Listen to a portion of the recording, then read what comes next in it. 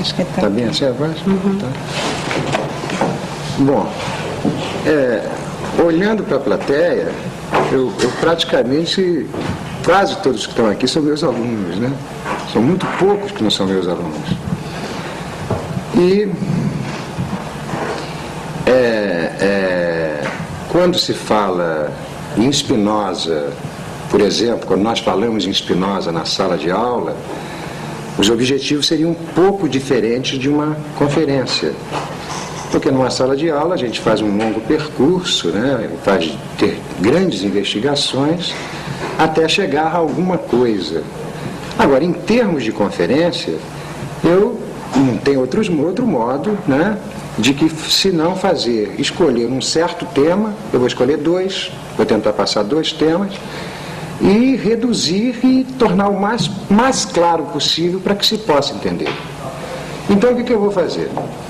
Eu vou pensar Spinoza a sua questão de liberdade e servidão. Spinoza e a questão da liberdade, Spinoza e a questão da natureza. E, de outro lado, se der tempo para isso, eu pensaria Spinoza e a questão da filosofia da ciência, Spinoza e a arte, Spinoza e a literatura, Spinoza e a biologia, mas isso eu não sei se dará tempo, né? Vou tentar. Então vamos lá. A questão da liberdade e a questão da servidão é um dos temas centrais da obra do Spinoza. De um lado central e de outro lado surpreendente, porque quando Spinoza pensa a questão da liberdade, ele não se articula com nenhuma das filosofias ocidentais. O Spinoza, ao pensar a liberdade, ele está se opondo a todos os temas tradicionais que nos acompanham quando nós pensamos essa questão. A liberdade para Spinoza, ela é praticamente uma grande surpresa para o historiador de filosofia. Porque nós, da filosofia, quando estudamos esse problema da liberdade, costumamos articular essa noção com liberdade nos gregos, aí nós vamos para Platão, vamos até Aristóteles, muito pouco. E como nós passamos para a modernidade, nós sempre nos situamos no Kant. E é exatamente essas 2 linhas de pensamento, tanto a platônica de um lado como a linha kantiana, é que o Spinoza vai se opor com grande violência, viu? Grande violência no sentido de que ele considera as leituras kantianas e a leitura, não digo platônica, mas digamos sim, platônica, como verdadeiros contrassensos em termos de liberdade. Então vamos lá, certo? Vou tentar começar a pensar essa questão da liberdade e vocês começarem a verificar como é difícil pensar isso em linhas espinosistas. O que o Spinoza diz? A obra do Spinoza eu vou dividir em 2. Digamos que, de um lado, o Spinoza pensa Deus. De um lado ele pensa Deus.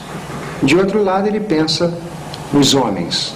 Não seria exatamente os homens, é uma redução. Ele pensa Deus de um lado e pensa os homens de outro lado. Na hora que o Spinoza pensa Deus, ele vai romper com a teologia tradicional, dizendo-se que a teologia tradicional, ao pensar Deus, pensa um Deus transcendente, pensa um Deus que está além da natureza, pensa um Deus criador, e o Spinoza, ao pensar Deus, identifica Deus à natureza. Ou seja, Deus e natureza, para Spinoza, seria a mesma coisa. Em linguagem moderna, o Spinoza está abandonando a trilha da criação e passando por uma trilha da produção. Deus, para Spinoza, é produtivo, Deus não é criador. Mas produtivo em que sentido? É porque o Spinoza fez essa identificação entre Deus e natureza. Então, Deus, para ele, ou natureza, para ele, é aquilo que produz. Produz o quê? Produz tudo que existe. Então, Spinoza, estou fazendo a linguagem mais fácil para vocês entenderem. O Spinoza, então, diz que existe uma natureza, que ele chama de natura naturante, que é Deus, que é a produção de tudo que existe aqui. E esse Deus, para ele identifica a atividade. O que ele está fazendo? Muito originalmente. O Spinoza está preocupado com o problema da liberdade e, ao se preocupar com o problema da liberdade, ele liga a ideia de liberdade à ideia de causa. Então ele faz uma ligação, identificando liberdade à causa. E diz que Deus é uma causa ativa. E Deus, ao ser uma causa ativa, Deus seria livre. Livre por quê? Porque para Spinoza, a liberdade se opõe a constrangimento. É livre todo ser que não é constrangido ao fazer a sua produção. Então, para ele, Deus ou a natureza, no ato produtivo, não teria sobre si nenhum constrangimento e por isso seria livre. Então veja, a definição negativa que o Spinoza está dando, ele está dizendo que a liberdade se explica pela ausência de constrangimento, ou seja, Deus é livre porque não é constrangido por nada. A ação divina não implica, não há possibilidade de Deus ser constrangido no seu ato produtivo, por isso ele identifica Deus, a causa ativa, a liberdade, a ausência de constrangimento. Mas, quando nós passamos para os homens, o que nós vamos encontrar? Os homens entre eles, ou os homens entre as coisas, necessariamente os homens são constrangidos por forças externas a eles. Os homens não seriam como Deus, não teriam a possibilidade, como Deus tem, de agir sem que houvesse sobre eles forças externas, forças que os constrangessem. Então, quando Spinoza começa a falar em termos de liberdade e liga essa ideia de liberdade ao homem, o que nós vemos de imediato é que, ao que parece, não há possibilidade de os homens serem livres. Por quê? Porque os homens, eles estariam necessariamente se confrontando com forças que vêm de fora. O que significa isso? O Spinoza aqui faz uma prática muito bonita, dizendo que todos os seres que existem são dotados de ação e de paixão. Os homens, eles não poderiam ser ativos, porque as forças que vêm de fora é que viriam constituí-lo. Então, todos os seres que para se constituir precisam de forças que vêm de fora, seriam seres apaixonados. Então o homem, enquanto tal, ele seria um ser apaixonado, porque ele não poderia agir a partir dele. Ele necessitaria de forças que vêm de fora, que iriam constituí-lo. Então, nessa posição inicial, o homem sendo tomado como um corpo apaixonado, como aquele que se constitui por forças que vêm de fora, implicaria em dizer que o homem estaria prisioneiro da servidão.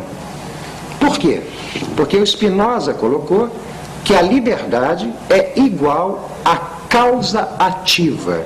Liberdade é igual à efetuação de natureza. É livre aquele ser que, ao agir, ele efetua a sua natureza. E os homens, como estão em confronto com outros homens, em confronto com outras coisas, eles não poderiam efetuar as suas naturezas, porque as forças que vêm de fora os constrangeriam. Vamos fazer uma imagem. Vamos pensar exatamente o que o Spinoza está dizendo dos homens. Os homens seriam como um grande oceano, um enorme oceano, cercado por ventos contrários. E esses ventos contrários, nos seus movimentos violentos, produziriam as ondas.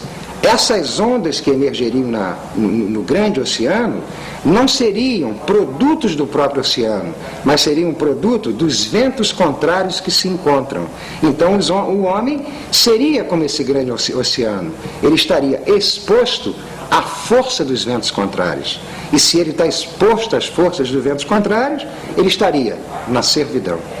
Então toda a questão do Spinoza é, encontrando a natureza humana nesse universo em que as forças contrárias não param de passar sobre ele, toda a questão do Spinoza é investigar se o homem, em alguma situação, ele pode ser livre.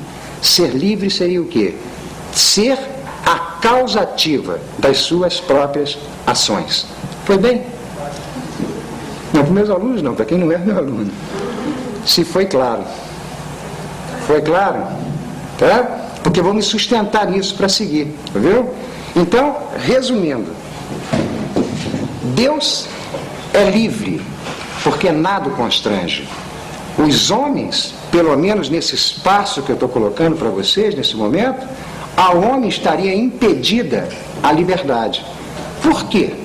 Porque necessariamente os homens se defrontariam com forças que vêm de fora. E essas forças que vêm de fora o constrangeriam. Então, para Spinoza, toda a questão dele é verificar se o homem pode ter a sua vida produzida por forças que vêm de dentro. Essas forças que vêm de dentro seriam as forças ou as causas livres que gerariam a liberdade. Essas forças que vêm de dentro, conforme o Spinoza está colocando, numa linguagem mais apropriada para o nosso século, e uns 200 anos depois, é o que Nietzsche chama de vontade de potência. Mesma coisa. Então, Spinoza está dizendo que a liberdade só se dá se forças que vier de dentro constituírem a sua vida. Ponto. Agora eu abandono esse campo da liberdade e passo rapidamente para um campo epistemológico. Passo por uma prática de epistemologia espinosista para poder fazer a ligação com isso daqui, para vocês poderem entender e perguntarem. Viu? O Spinoza então colocou essa questão da liberdade. Só há liberdade se a sua vida for produzida por você mesmo. Agora, veja bem, a liberdade para ele seria aquele que pode efetuar a sua natureza. Aquele que não pode efetuar a sua própria natureza, em razão de forças que vêm de fora, esse está na servidão. Em seguida, rapidamente, a epistemologia espinosista. O que diz Spinoza? Ele fala na existência de 3 gêneros do conhecimento. Ele diz que o homem, necessariamente, ele está articulado com 3 gêneros de conhecimento. Não quer dizer que ele tenha que atingir todos os 3 gêneros, mas são os 3 gêneros de conhecimento possíveis para ele. O primeiro gênero de conhecimento é o que Spinoza chama o gênero da experiência vaga, ou o gênero da consciência. Ou seja, o Spinoza agora vai nos fazer uma tese da consciência, explicando que a nossa consciência, isso que nós temos e chamamos de consciência, é apenas um efeito, um resultado dos encontros que os nossos corpos fazem na natureza. Ou seja, o meu corpo, a minha vida, não para de se encontrar com outros corpos e com outras vidas. E nessa associação, nesse encontro de corpos, o meu corpo vai receber marcas dos encontros, resultado dos encontros. E a minha consciência é exatamente isso, o efeito de encontro de corpos. Então a minha consciência é constituída por marcas, ou signos, ou letras. A minha consciência é apenas o resultado desses encontros de corpos, o que implica em dizer que a minha consciência não é ativa, ela é resultado de forças que vêm de fora. Ora, se a minha consciência é resultado de forças que vêm de fora, significa que o homem da consciência é o homem da servidão. O homem da consciência, o homem que não consegue ultrapassar a sua própria consciência, ele estará sempre constituído por essas forças que vêm de fora, e ele é um corpo apaixonado. Ele é um efeito em termos físicos, ele é um resultado. O que ele é então? Ele é aquilo que as forças que vierem de fora determinarem que ele seja. Nesse momento da consciência, nesse momento do primeiro gênero do conhecimento, o Spinoza está nos dizendo que a servidão é total. Agora, o segundo gênero do conhecimento seria a razão. A razão é uma noção comum. Já é uma prática em que o homem começa a ter atividade. O homem se relaciona com a natureza e começa a entender as noções comuns da natureza. O que seria isso?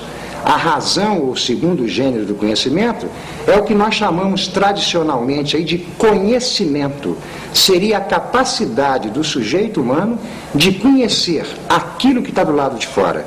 Ou seja, em vez de ele ser apenas um resultado das forças que vêm de fora, ele se torna capaz de conhecer alguma coisa que está do lado de fora. Então, no segundo gênero do conhecimento, o homem já tem um poder de conhecer aquilo que está do lado de fora dele. Mas esse conhecimento não permite ainda que o homem seja produtor ou criador, porque o segundo gênero de conhecimento é um tipo de conhecimento em que o homem tem a capacidade de conhecer aquilo que já existe. Ele vai conhecer as relações do que existe. Ele vai dar conta dos objetos que estão fora dele. Ou seja, o segundo gênero de conhecimento já nos faz ultrapassar a consciência e já nos permite conhecer a realidade. Ou seja, está nascendo uma possibilidade de uma prática científica. Agora, o terceiro gênero de conhecimento, que Spinoza chama de ciência intuitiva, já não é um conhecimento como o segundo gênero, que é o conhecimento daquilo que está do lado de fora. O terceiro gênero de conhecimento é o poder de invenção e de rigor do sujeito humano. É quando o sujeito humano, em vez de apenas estar conhecendo aquilo que está fora dele, pelo terceiro gênero de conhecimento, por essa ciência intuitiva, o sujeito humano vai inventar e criar. Ou seja, o terceiro gênero do conhecimento, a diferença do segundo gênero, que é a razão, este segundo gênero, a razão, busca a verdade no campo epistemológico e busca o melhor no campo moral, enquanto o terceiro gênero de conhecimento objetiva produzir novos modos de vida. O terceiro gênero do conhecimento é inventor, é criativo. A função dele é como a função da arte, produzir o novo.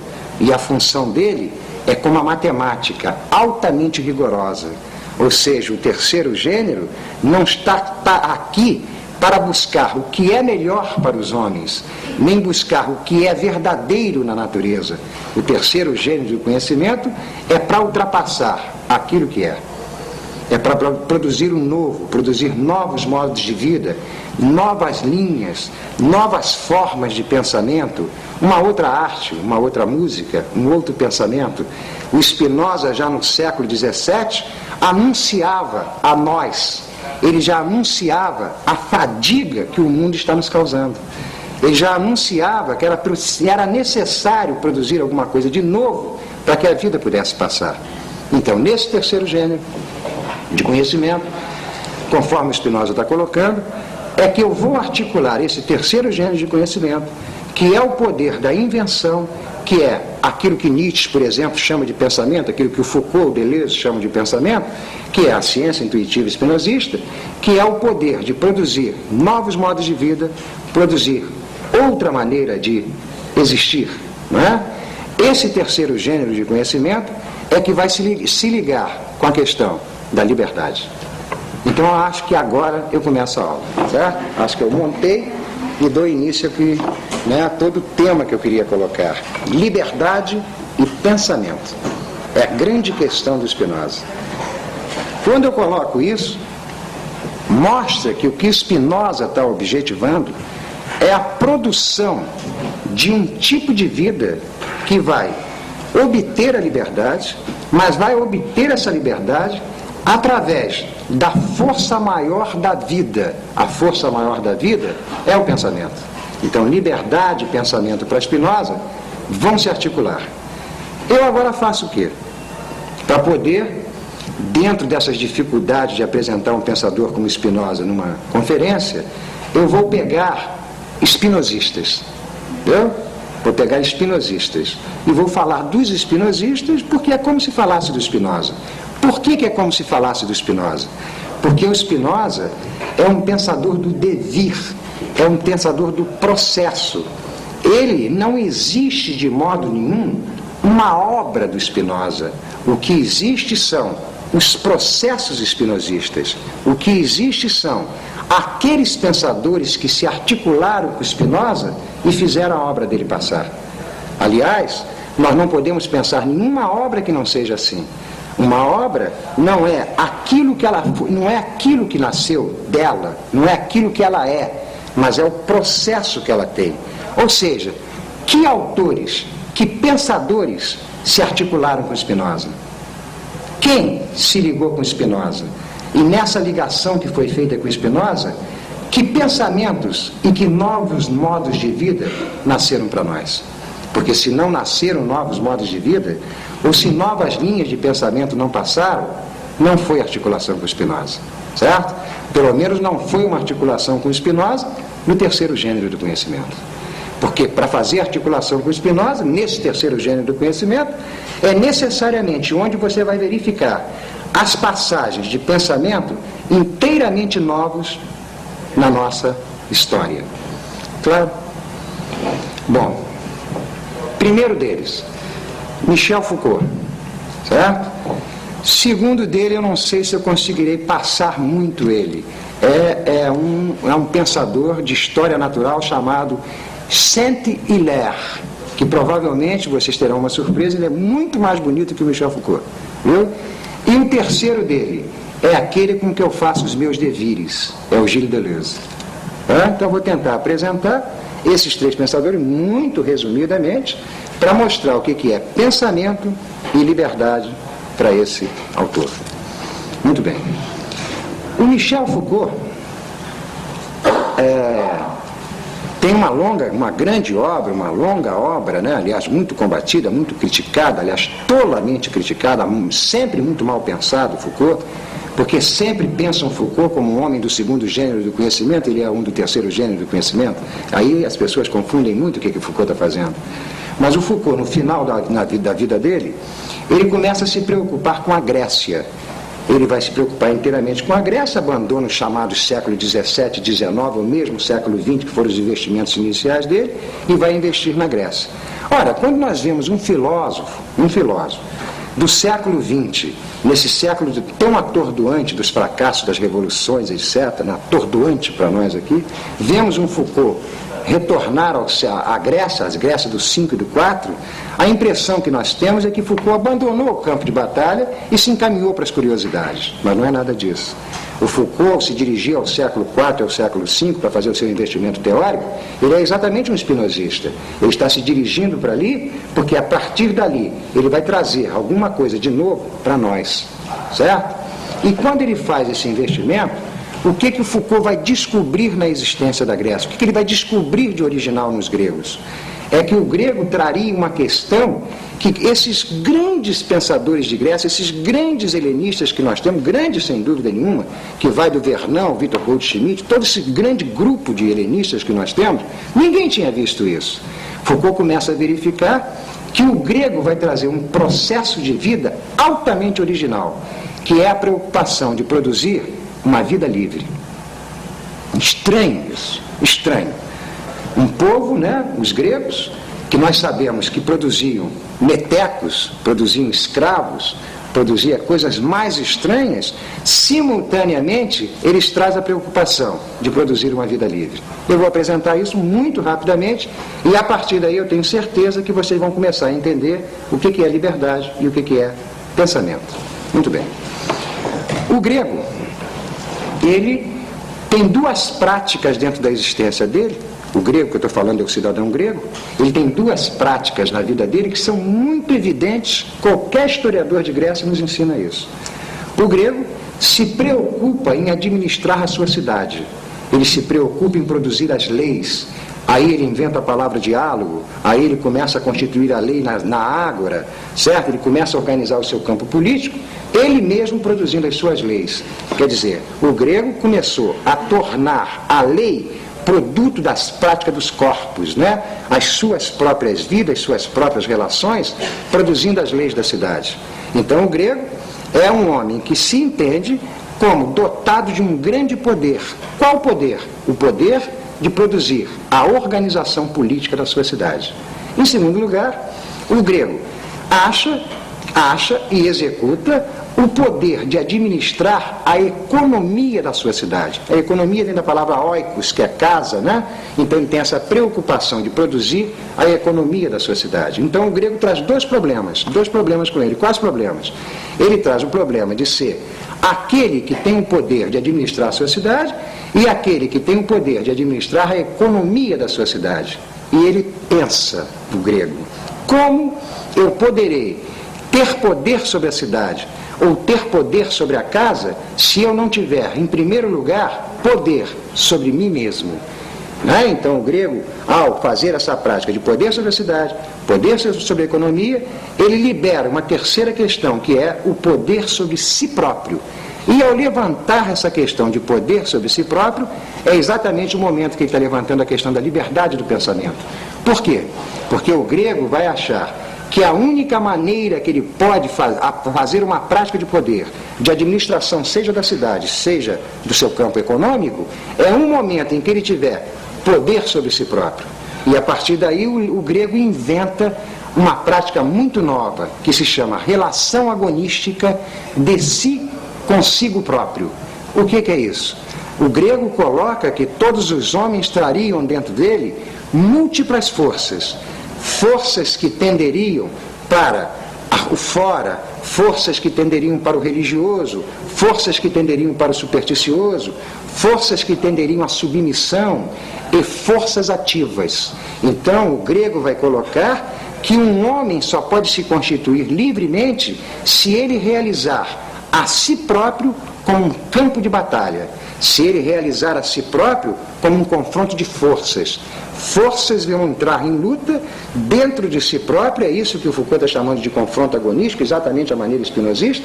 Forças que vão entrar em luta, em confronto consigo próprio, para produzir uma vida livre. Ou seja, o homem é livre na hora que as forças ativas dominarem as forças que tendem à submissão. O grego está produzindo, a partir daí, o que se chama uma estética da existência. O que é isso? É que, quando nós pensamos a categoria de arte, nós sempre pensamos a arte como um produto, algo que os homens produzem, né? Um produto que é oferecido ao mundo, oferecido ao mercado, e os gregos vão pensar a estética em termos de existência, ou seja, a questão estética do grego não é produzir um objeto do fora dele, mas é produzir uma vida bela. E produzir uma vida bela é o momento em que você tiver liberdade. E essa liberdade é o momento que as forças ativas dominarem as forças reativas. É o momento em que o pensamento, ou o terceiro gênero do conhecimento, conforme Spinoza, dirigir a sua vida. Então o grego se preocupa em produzir essa estética de existência, essa vida superior, essa vida livre, porque para ele a liberdade só é conseguida no momento em que quem dirige a sua vida é você mesmo. Ou seja, o grego está dizendo que só há liberdade quando a causa da minha existência vier de dentro de mim. Claro aqui? Foi bem aqui? Está sempre aberto para pergunta, viu? Pronto aqui, não posso ir mais aqui. Certo? Não posso ir mais aqui. E essa é a relação Foucault-Spinoza, relação pensamento-liberdade, né, que aparece na obra do Foucault, e é muito nítido, vocês lendo, vocês vão ver que há toda uma inspiração espinosista, e essa inspiração espinosista que passa por Foucault, evidentemente modifica as nossas metodologias, nossos instrumentos epistemológicos, nos permite a construção de novos conceitos teóricos, ou seja, o pensamento começa a se movimentar por linhas que não eram fechadas, eram linhas que nunca tinham aparecido. Nós agora podemos pensar, através dessa composição Foucault-Spinoza, nós podemos pensar a formação da subjetividade fora das tolices clássicas que estão aí, vinda de linhas que eu prefiro não dizer quais, né? Ou seja, através desses modos de pensar, nós temos novos meios de entender a formação da subjetividade, a formação da natureza, etc. Olha, está aberto para pergunta, porque eu não sei se está indo muito difícil.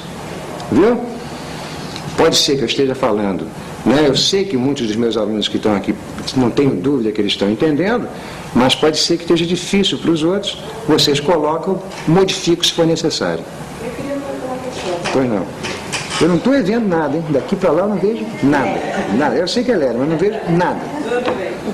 É o seguinte, é um questionamento, na verdade. Na medida que a gente anda vendo umas coisas aí, e o que se observa em termos de universidade, eu falo da universidade na qual eu trabalho, que é a PUC.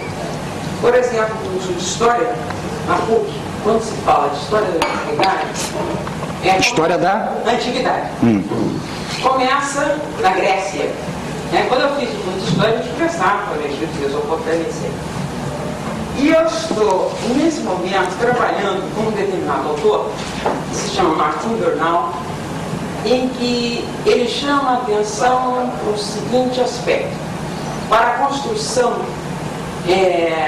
de um modelo de interpretação histórica que vem do século XIX e que tenta, de certa forma, apagar as contribuições levantinas para a formação deste grego aí que você está falando. E que, a partir, inclusive, do próprio grego antigo, da língua grega antiga, ele observa que em cerca de 90% a contribuição é externa, ou seja, semita de um lado, egípcia do outro e indo-europeia de outro. E ele observa o seguinte, que, por exemplo, que praticamente esta visão aí, quer dizer, desta liberdade aí que você está colocando, ela já estaria presente em a fonte do qual o grego se abevera. Esse grego da época clássica se abevera para produzir esse tipo de pensamento, seria justamente a chamada teologia de Mênfis, cujos textos estão lá no Museu de Londres, uma vez que categorias como os logos, essas categorias que vão ser trabalhadas no interior da filosofia grega já estariam presentes e, inclusive, a questão do nosso já estaria presente num tipo de pensamento que antecede a própria Grécia, na própria formação da Grécia, e que justamente os séculos V e IV seriam os séculos em que você tem um certo investimento no nacionalismo grego. Bom, Lélia, como Foucault veria a sua questão? Eu acredito que ele responderia de que forma? A questão do Foucault, Foucault espinosista, sempre mantendo essa posição para não ficar perdido o tema. Foucault enquanto uma linha altamente espinosista. A questão do Foucault, ela deriva das grandes investigações históricas que nós temos por aí. Porque nós vemos todas essas investigações históricas que aparecem para nós dirigidas para determinados objetivos que não serão o mesmo do Foucault. A originalidade do Foucault, para ficar bem clara, e não me alongar na resposta, a originalidade do Foucault é que ele se preocupa com a questão de formação de subjetividade grega. Bom, quando nós ouvimos esse título, esse sintagma, formação de subjetividade, nós temos já um índice de entender mais ou menos o que o Foucault quer fazer, ou o que ele está falando. Ele quer pensar como emerge dentro de um campo social, século V, século IV da Grécia, o sujeito humano. O que é o sujeito dentro da Grécia? E o que o Foucault faz? O Foucault abandona as tradições das pesquisas, e aí ele diz, pelo menos na História da Sexualidade 2 ele nos diz isso, que ele abandona a tradição das pesquisas exatamente porque ele vai encontrar entre os gregos essa prática que ele está chamando de relação de si para consigo próprio, de agonística, que ele encontra isso nos gregos. Muito bem, ele encontrou isso nos gregos, então ele vai para frente, ele começa a fazer esse trabalho, vem fazendo os trabalhos depois em Roma, vem para a Idade Média, ele vem seguindo o trabalho dele. Agora, será que o Foucault ligou isso com algum outro campo histórico? Se ele articulou isso com outro tipo de campo de saber? Não, ele não fez essa articulação. Isso não quer dizer que não possa ter havido Mas talvez queira dizer que o Foucault toma essa prática dos gregos como uma invenção grega. Ele toma como uma invenção grega. Ele coloca muito claramente na obra dele de que essa prática de produção de subjetividade por relação de si para consigo próprio, ou seja, o tal terceiro gênero de conhecimento do Spinoza, como alguma coisa que foram os gregos que inventaram, e que você não poderia dar conta, aí está a sua questão, você não poderia dar conta disso na análise ou na investigação de qualquer campo de saber. Ele diz não poderia. Porque o que ele está falando aí não é propriamente um campo de saber, ele está falando em campo de poder. São relações de forças, são novos tipos de relação de força que os gregos estão produzindo. Essas relações de forças que os gregos estão produzindo é exatamente o que Spinoza está chamando de natureza livre. Porque a noção de natureza do Spinoza, que eu vou tentar passar nessa segunda parte, vai ser muito difícil, eu vou tentar passar, é que desloca exatamente a questão que você teria colocado. Porque é evidente, muitos leitores do Foucault verificam se os gregos inventaram alguma coisa nova, e o que eles inventaram? A relação de si para consigo próprio. De onde saiu isso? É evidente. Então o Foucault dá uma resposta vaga, muito vaga. Ele diz, não, sem dúvida nenhuma, isso deriva dos saberes gregos, que leva para o teu campo. E os saberes gregos derivam de onde?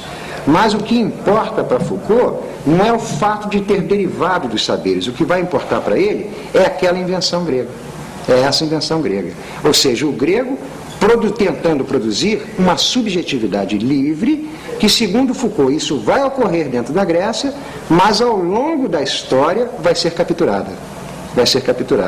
Porque o que o grego está visando ali é produzir um sujeito com o direito da liberdade, com o direito da diferença, com o direito da metamorfose. Por exemplo, se nós ligarmos essa invenção grega com o nosso tempo, que é um tempo que se preocupa em produzir individuação e identidade, a prática grega reaparece aqui dentro de nós. Quer dizer, uma tentativa constante de produzir uma subjetividade livre, diferencial, metamorfose, etc. Não sei se foi bem, Lélio, tá? Bom. Só tem uma pergunta aqui. Tá. Você falou em conhecimento, eu não sei se seria para a segunda parte aí, né, da palestra, mas como é que, do ponto de vista do Spinoza, ele define esse conhecimento? É uma geração que vem daquelas forças interiores ou é totalmente condicionado pelas forças exteriores? Quando eu coloquei a questão do conhecimento, eu coloquei o primeiro gênero, né, que eu identifiquei a consciência. A consciência seria necessariamente muito mais do que aquilo que eu disse, viu? A consciência seria determinada por forças que vêm de fora. Como é que Spinoza explica isso? Ele explica da seguinte forma: nós somos um corpo. Eu vou reduzir o máximo para fazer bem claro, viu? Nós somos um corpo e somos cercados por multidão de corpos. Como nós somos um corpo e somos cercados por uma multidão de corpos, nós estaríamos, pelo menos, entre aspas, sob a dominação do acaso dos encontros. O que quer dizer isso? Nós não podemos fazer o domínio dos encontros que o meu corpo vai fazer ao longo da sua existência. Então, nós não paramos de fazer encontros com outros corpos por aí.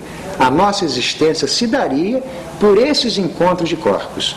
E os corpos com os quais nós nos encontramos, eles produziriam forças sobre os nossos. E essas forças que eles produziriam sobre nós, daria como resultado as marcas. As marcas são os signos, porque o Spinoza está fazendo uma teoria da consciência totalmente oposta às teorias clássicas que nós temos no Ocidente. Porque nós temos duas teorias de consciência que predominam no nosso mundo, a marxista e a fenomenológica, consciência intencional, por exemplo, que o Spinoza está se opondo a isso. Ele está dizendo que a consciência é um resultado de encontros e marcas. Logo, a consciência não é capaz de entender nada além dessas marcas. A consciência fica numa gramática, numa lei das marcas. Em seguida a esse processo, que parece que aí nós estamos inteiramente perdidos, o Spinoza tenta ir para o segundo gênero do conhecimento, que já seria um poder que nós teríamos de conhecer as coisas além das marcas, e ir para o terceiro gênero, que seria o pensamento relacionado com o próprio pensamento. Então, pela sua pergunta, nós teríamos que iniciar pelo primeiro gênero. Inevitavelmente, todos nós começaríamos no primeiro gênero. É muito claro isso que Spinoza está dizendo. Ele está mostrando que o sujeito humano, quando ele começa aqui na existência, o sujeito humano começa criança. E a criança é necessariamente resguardada por forças que vêm de fora. Ou seja, você pega uma criança, essa criança se constitui por forças que vêm de fora, preceptores, colégios, seja lá o que for, o guerreiro grego, não importa o que for, a criança é constituída por forças que vêm de fora. Então essa criança, ela se torna uma criança da consciência. Como ela se torna uma criança da consciência, a consciência gere a vida dela, essa criança começa a gerar uma série de fantasmas, porque a consciência vai produzindo fantasmas, angústias, avidez, desespero, impossibilidade de vida, insuportabilidade com o tempo. Ou seja, a consciência é que vai gerar todas as tormentas da sua vida. Então, para Spinoza, nós teríamos que inventar um tipo de pedagogia em que se pudesse transformar uma criança governada pela consciência para se tornar uma criança ativa. É exatamente o que os gregos usavam. Os gregos sabiam que se você fosse constituído por forças externas, você não pararia de gerar fantasmas na sua vida. E a obra do Spinoza é altamente lucreciana. A grande questão do Spinoza é ultrapassar o fantasma, a superstição, o medo, o desespero e produzir o entendimento da natureza. É isso que ele visa. Então, para isso ser conseguido, é preciso que esse terceiro gênero apareça. Ou seja, sem liberdade não há pensamento. Sem pensamento só há superstição. É isso que ele está dizendo. E o grande adversário do homem, olha como ele é antiplatônico. E como nós somos modelados pelo Platão. Para o Spinoza, o grande adversário da liberdade, o grande adversário da vida, não é o erro. O grande adversário da vida é a superstição e a tolice, que isso não para de nos circundar. E isso só pode ocorrer se o pensamento passar a ser o governador da nossa existência. Não sei se foi bem aí também. Foi bem? Querem mais alguma questão? Porque é esse terceiro tema daqui, que são realmente os meus grandes investimentos atuais, pelo menos, é biologia, é física, é matemática, por onde eu estou indo, né? Por onde eu me apaixono atualmente, é por isso. Então, esse terceiro movimento daqui, ele se torna um pouco mais difícil, em sentido de que são coisas que a gente atravessa em percurso de aula, né? Grandes movimentos de aula. Eu faço as coisas mais incríveis, eu dou aulas aqui, eu tenho vários alunos meus, que eu dou aula, inclusive sem citar o Spinoza, eu trabalho no Pierre Clastres, trabalho no Gordon Childe, tudo para puxar um Spinoza lá na frente, né? Visando puxar ele. Então, nesse terceiro gênero do conhecimento, nessa questão do Spinoza e o terceiro gênero do conhecimento, Spinoza e a natureza, o Spinoza vai romper literalmente, com toda a tradição do pensamento de natureza que nós temos no Ocidente. Vai romper literalmente. Porque para Spinoza, a natureza não se explicaria por esses modelos que nós temos. A natureza, para Spinoza, é alguma coisa, vou chamar, do que os medievais chamam de singularidade, força das singularidades. Ou seja, para o Spinoza, se você quiser entender a natureza, em coisa muito diminuída, viu? Se você quiser entender a natureza, não leve o seu discurso, não leve a sua prática semiótica para querer dar conta da natureza, procurando encontrar os significados da natureza. Por quê? Porque a natureza não tem nenhum significado. A natureza é um campo de força, é um campo de passagem, é um campo de devenires, é um processo, é um confronto. Ou seja, o que nós nos equivocamos ao pensar a natureza é que nós jogamos semióticas da significação. Nós tentamos dar conta da natureza, querendo dar-lhes significados. E dar significados à natureza é uma prática da consciência.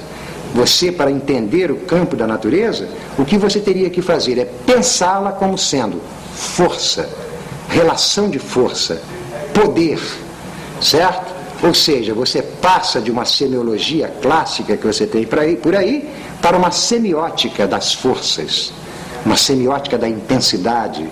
É isso que o Spinoza está pensando em termos de pensamento. Então, o pensamento não é mais aquele que vai buscar significar a natureza. Por quê? Porque essa natureza não tem significação nenhuma.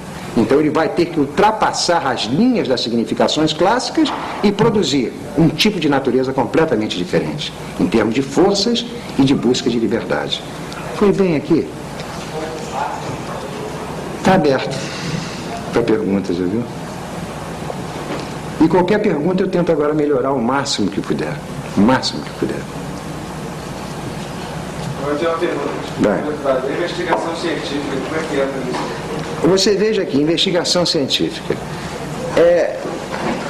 Quando você fala em investigação científica, não é dizer que Spinoza não é um pensador das ciências, ele é um terrível pensador das ciências.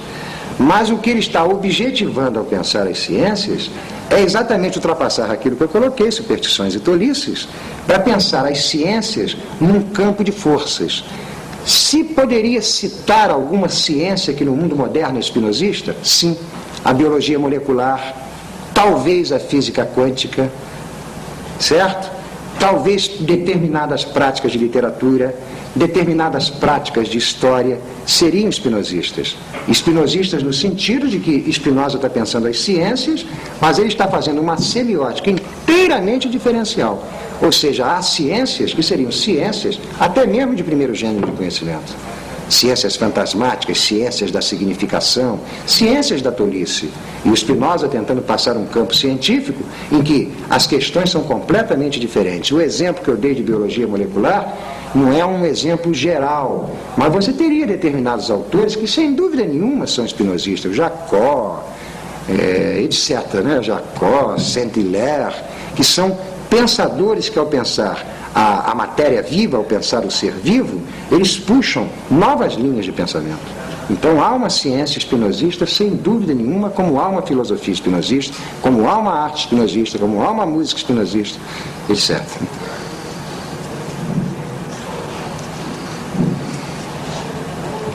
Sigo mais? Vou em frente mais um pouquinho?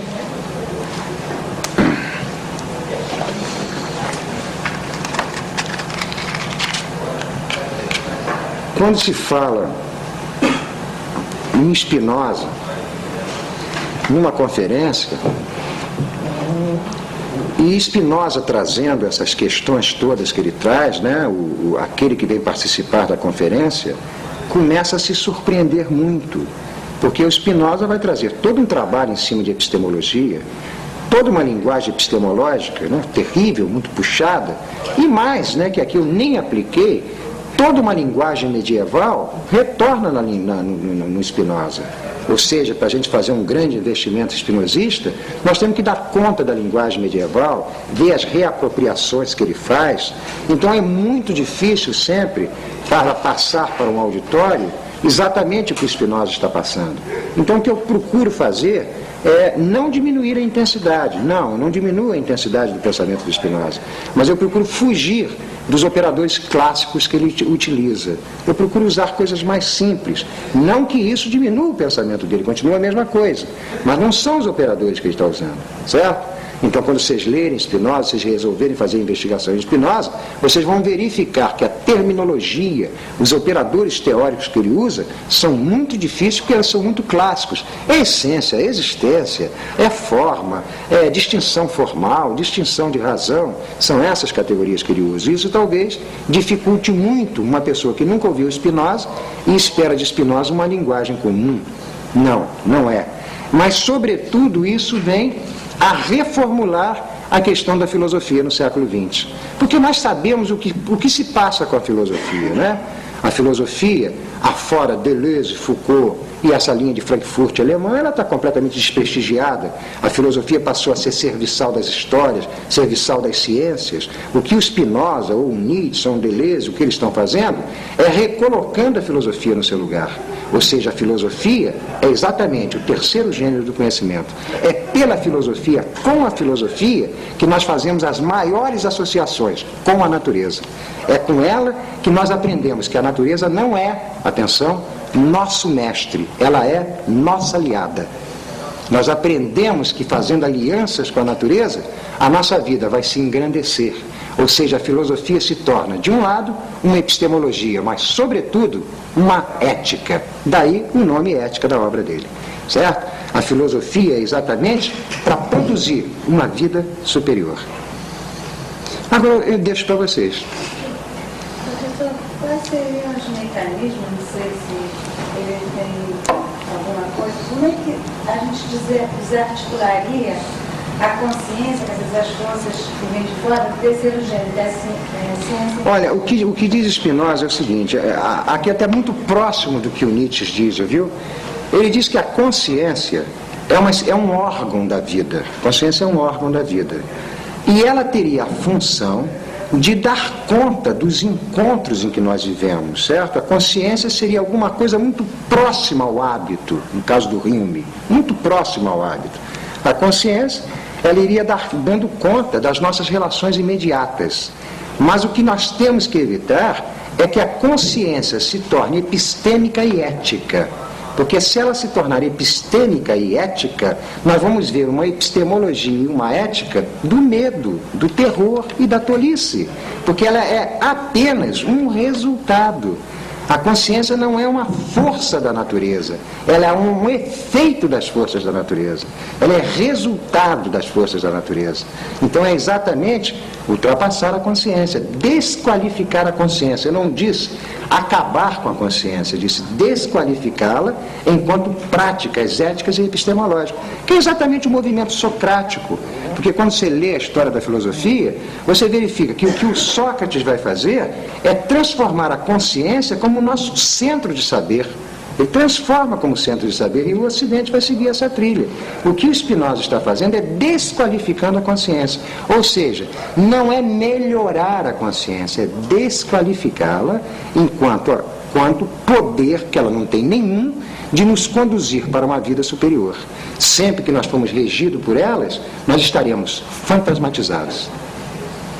Cláudio, por exemplo, depois você vê a psicanálise no sentido lacaniano, tá? Articulada com você.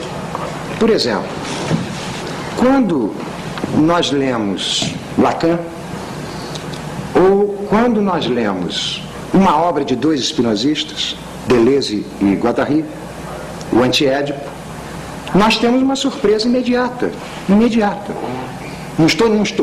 Inicialmente, não há dúvida nenhuma que Lacan é um grande pensador, não há dúvida nenhuma, que vai nos deixar muitas coisas, tá, para os outros séculos, não há dúvida nenhuma.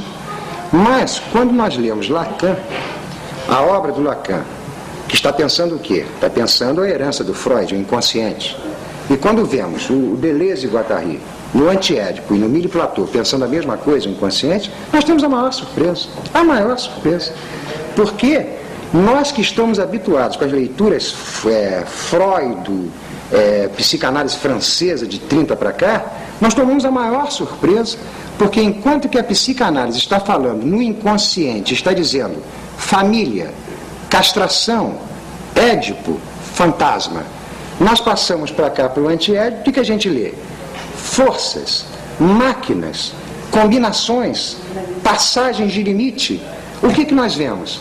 Nós vemos um pensador, cá do lado direito, né, espinosista, pensando o inconsciente como um campo de forças. E cá, do lado de cá, o inconsciente como um campo de significações. Então, evidentemente, o inconsciente que querem nos passar é o inconsciente da superstição.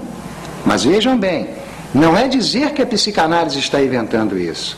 Esse inconsciente fantasmatizado, castrado, edipiano, ele é real, porque são as forças políticas reais que o produzem. Ou seja, há uma preocupação em qualquer campo social que você encontrar, qualquer campo social que se encontrar, há uma preocupação desse campo social em produzir o inconsciente. Agora, a tolice que cai essas teorias que vão para aí, é acreditar que o inconsciente é fantasma, castração e Édipo. Quando fantasma, castração e Édipo é invenção de poderes políticos. Por isso que o Deleuze, ao pensar o inconsciente, o Deleuze, Spinoza, ao pensar o inconsciente, ele vai relacionar o inconsciente a um campo de força, há um campo produtivo, um inconsciente marxista, sem Marx sagrado, um inconsciente produção, um inconsciente força, ou seja, um inconsciente de uma semiótica das intensidades.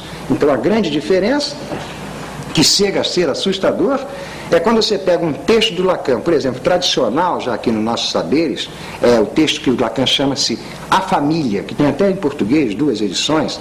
Então você lê A Família pensada pelo Lacan e você vem para cá e vê A Família pensada, por exemplo, pelo Philippe Arrière, que tem uma articulação com Spinoza, e você não reconhece que aquilo é a mesma coisa. É como se passasse 2 universos diferentes. De um lado, uma estrutura significativa, uma estrutura apavorante, uma estrutura do pecado, uma estrutura do crime, uma estrutura do pecado original, uma estrutura da dívida infinita, e do outro lado você vê um campo de força, um campo de afetos, uma linha de encontros, uma linha de alegria, uma coisa... eu não sei o que dizer. São os momentos em que o pensamento começa a seguir uma linha de encantamento. Ele se encanta. Porque o que eu estou dizendo para vocês? Eu sou um teórico, eu sou um pensador. Eu, na minha formação teórica, teve o meu momento psicanalítico, o meu momento freudiano, eu me invadi por aquilo. Aquilo me botou dentro da garganta, me fez muito mal. Então, quando eu encontro pensadores tipo de Spinoza, com os quais eu posso fazer um agenciamento e começar a passar uma coisa nova, não é que me dê uma esperança, não é isso. O Spinoza vai condenar a esperança também. Não é nada disso. Eu começo a entender que a vida pode ser uma coisa muito bonita. Muito bonita quando? Quando eu a penso enquanto devires e produção, e não enquanto eu a penso enquanto campo significativo e fantasmático. Então, uma leitura da psicanálise francesa, bonita, com seu encanto, toda leitura paranoica tem seu encanto, né? Passando lá o seu encanto, mas você vendo uma leitura do lado de cá, as linhas são inteiramente diferentes. Você começa a pensar de imediato que é possível produzir um outro planeta. E esse que está aí, ele está assim porque tem dementes e paranoicos dirigindo ele. Ou seja, eu não estou produzindo uma utopia, eu estou produzindo uma realidade. Não sei se foi bem a resposta. Se ficou claro como é. Vamos lá. Não quero um bem-aventurado aí, uma distinção de razão, uma distinção formal. Não, eu tenho... Fala.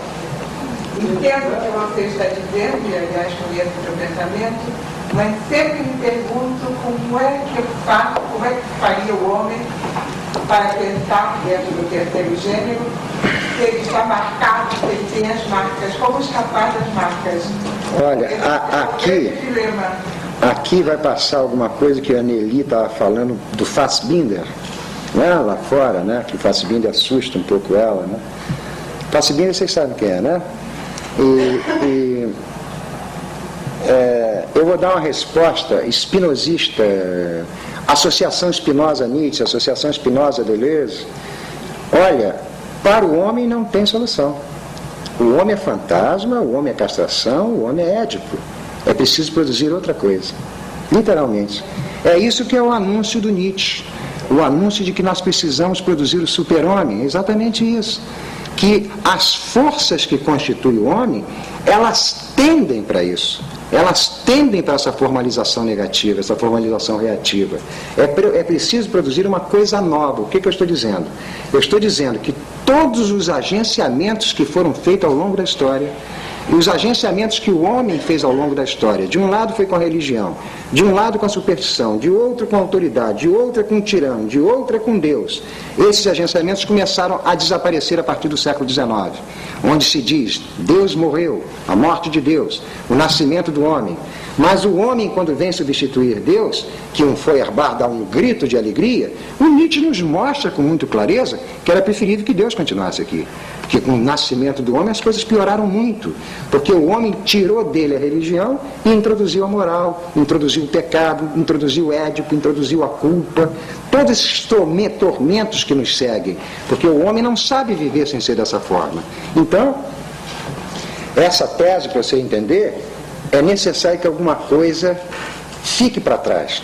O que tem que ficar para trás é exatamente o homem. O que eu estou dizendo é o seguinte: as relações que as nossas vidas fazem tem que ser com novos tipos de relação. Por exemplo, é muito surpreendente o que eu vou dizer, a relação que nós fazemos com as máquinas no mundo moderno, certo? A relação que a gente faz, não só com as máquinas enquanto máquinas de terceira geração, mas as máquinas semióticas, a matemática, a biologia, novos tipos de relação para criar novos tipos de vida, outras crenças, outras forças. E você encontra os pensadores espinosistas que são difíceis de serem lidos porque eles estão passando exatamente isso.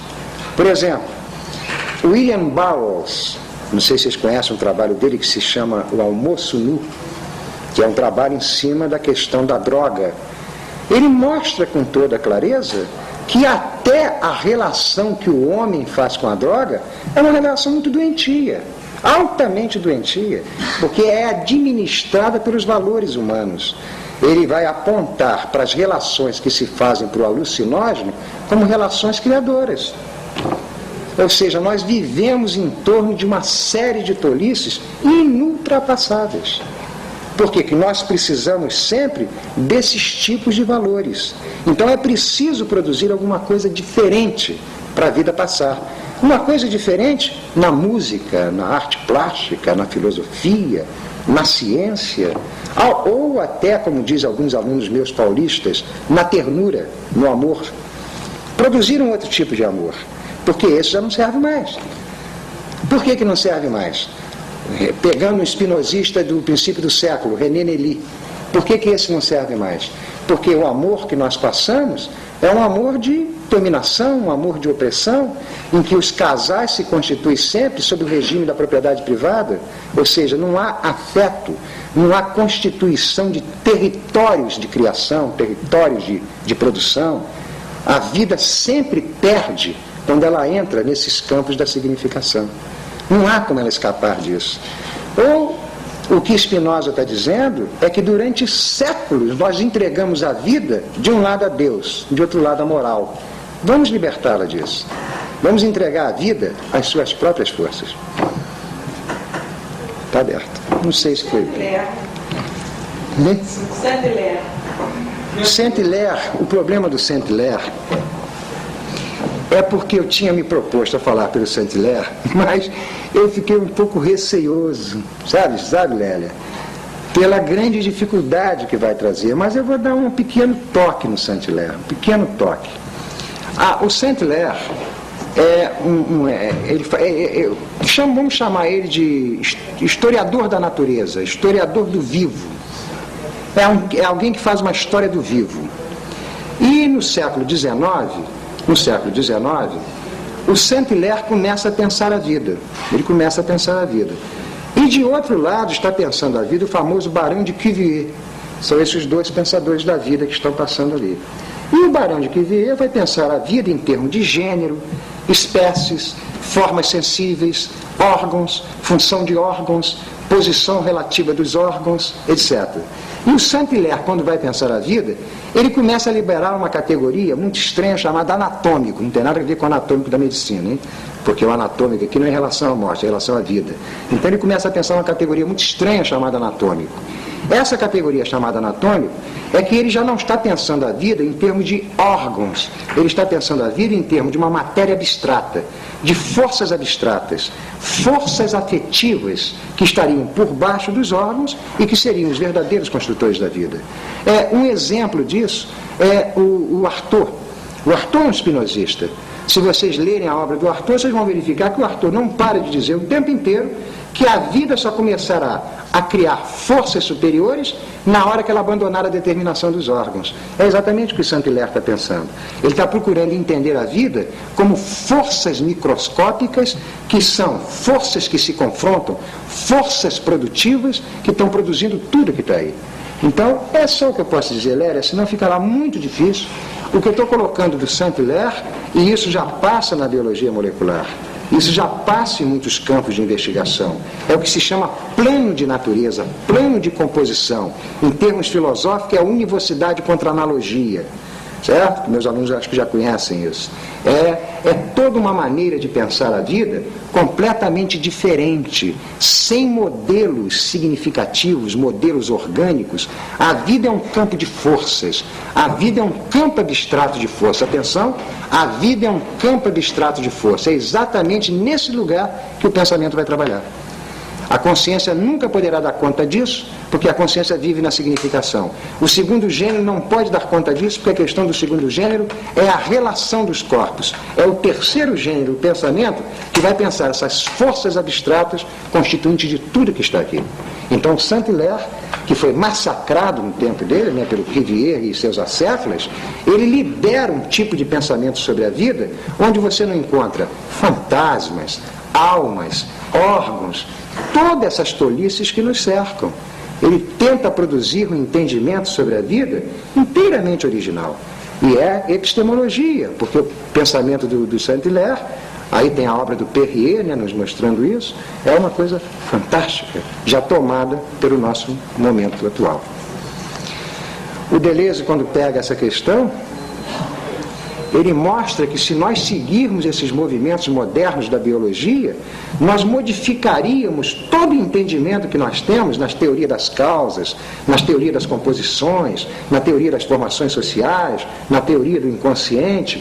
Tudo isso se modificaria se nós fizéssemos essa associação com Spinoza, pela via do terceiro gênero do conhecimento. Então, o que é Spinoza em linguagem, né, bem simples? O Spinoza é um pensador que pensa corpos. A questão dele são os corpos. O que são os corpos? Os corpos são aqueles que fazem encontros. Então, a vida de cada um de nós se explica pelos encontros que nós fazemos. Encontros que trazem composição e aumento de forças e encontros que decompõem. Isso seria a nossa existência. Ou seja, para Spinoza, toda a questão da vida se explica por encontros afetivos. Encontros afetivos implicam em dizer que cada um de nós geraria para a sua própria vida os territórios afetivos. A nossa vida passaria pelos territórios que nós construiríamos. As vidas que não são capazes de produzir os territórios de expansão, elas necessariamente se castrarão e se edipianizarão. O Spinoza é, de um lado, um epistemólogo, mas sem dúvida nenhuma, um libertário, né? Alguém que pensa a liberdade em alto nível. Porque nada para ele se conquistará nessa natureza se não houver liberdade. Ou seja, nada se conquistará se esse oceano, que é varrido pelos ventos contrários, não passar a produzir as suas próprias ondas. Pessoal, os filósofos não têm consciência do mesmo modo? Não, eu disse que não. Eu disse que não. Você pega, por exemplo, a fenomenologia do Husserl, você pega o pensamento marxista, que não entenderá a consciência assim. Eu diria, por exemplo, o Bergson entende a consciência do mesmo modo. Entenderia do mesmo modo. A consciência é um resultado, é um efeito. Porque o que ele está dizendo, isso me parece uma coisa muito clara já no nosso tempo, né? Depois do Freud, né? Até tem Léria trabalha nessas questões. Freud, Marx, é famoso, né? Depois de Freud, Marx, Nietzsche, é famoso, né? Na filosofia. Nós não podemos pensar a consciência como ela era pensada antes. Há outras forças dentro de nós. Identificar a consciência como a comandante das nossas vidas já é muito difícil no nosso tempo. Muito difícil. Ainda que passe isso, ainda passa. Mas é difícil. É difícil. Hoje figuras muito novas, como inconsciente, desejos, conatos, etc., começam a aparecer. E você verificar que outras forças, além da consciência, passam na nossa vida. Consciência é diferente do conhecimento. Hein? Consciência é diferente do conhecimento. E daí? Não entendi bem o que você quis dizer. Consciência é diferente do conhecimento. Sim, mas não sei. Porque era marcas. Consciência seria marcas. Marcas, Marcas seria conhecimento. Não, em Spinoza, pelas marcas você não conhece nada. Pelas marcas você conhece as marcas. Não conhece nada. A função do conhecimento é conhecer a natureza. Conhecer é conhecer a natureza. E a consciência só conhece marcas. É isso que ele está dizendo.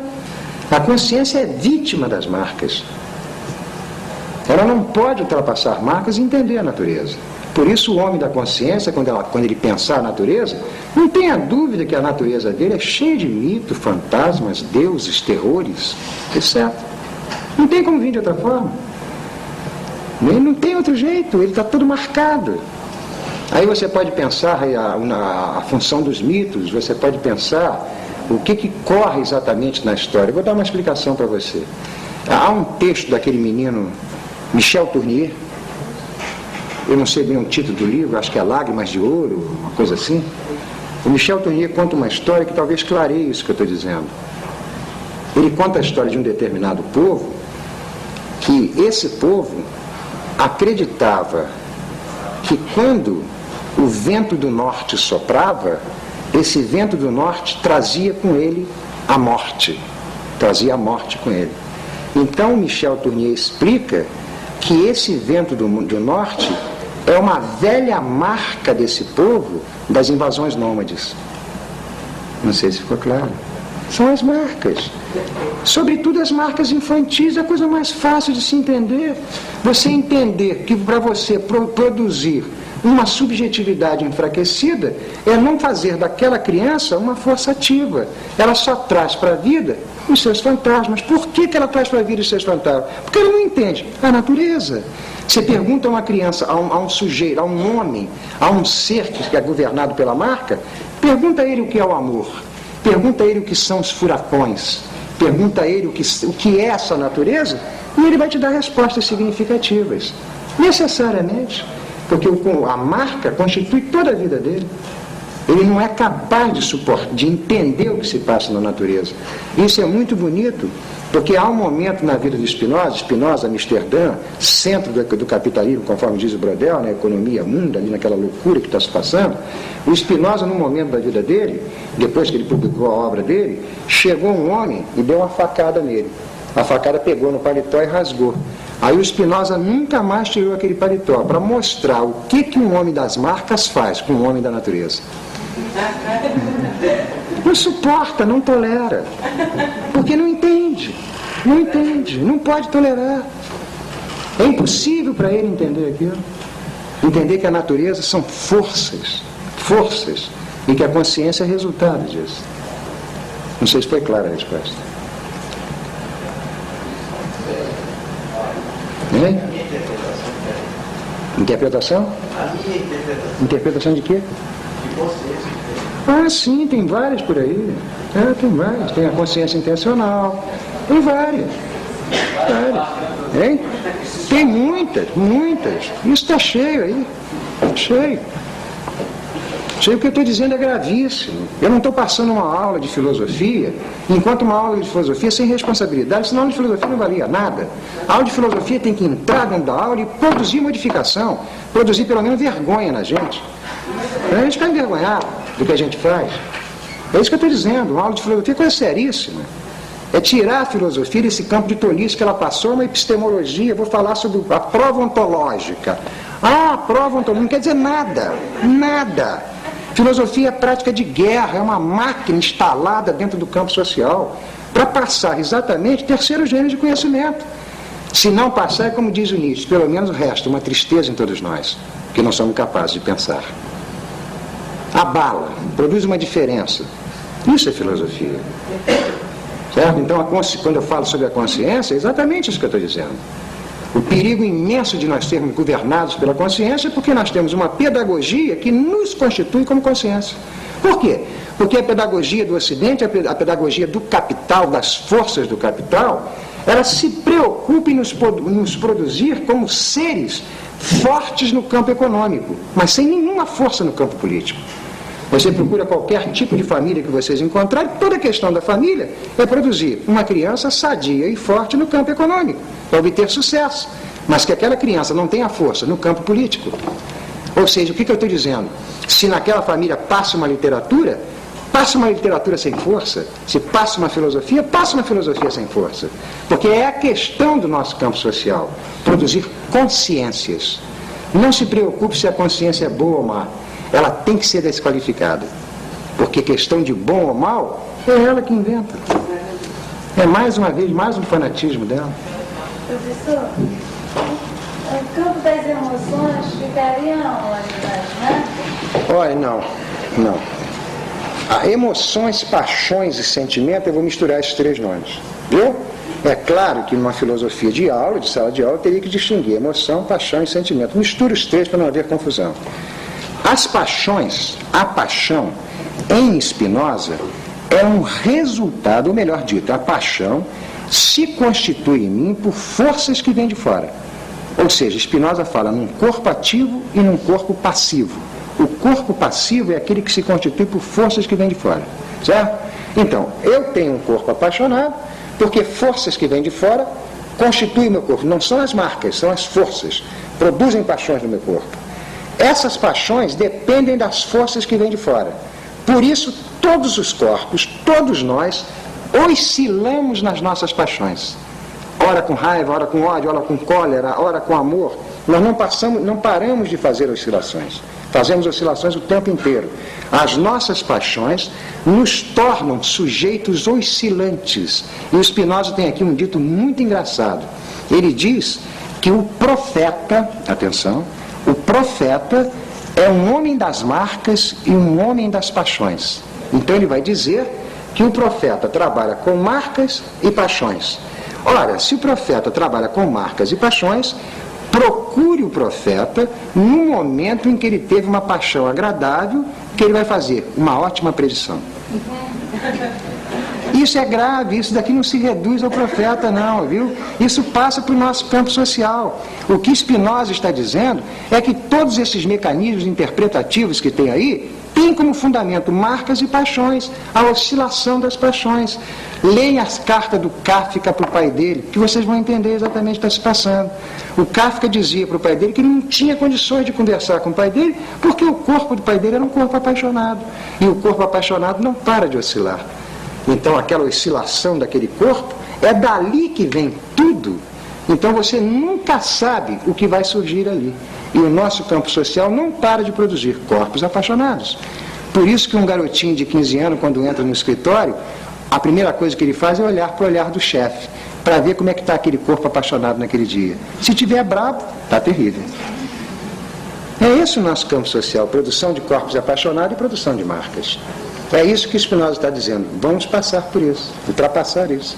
Cláudio, certas pessoas que acho que você chamaria de espinosistas, como Kafka, o Van Gogh, o Castaneda, eles trabalham com o terceiro gênero de conhecimento, com a intensidade. Dizeriam isso. Eles são homens ou eles já são uma superação do homem?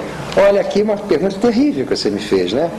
O Nietzsche diz, olha, eu não conheço alguém que não seja homem, né?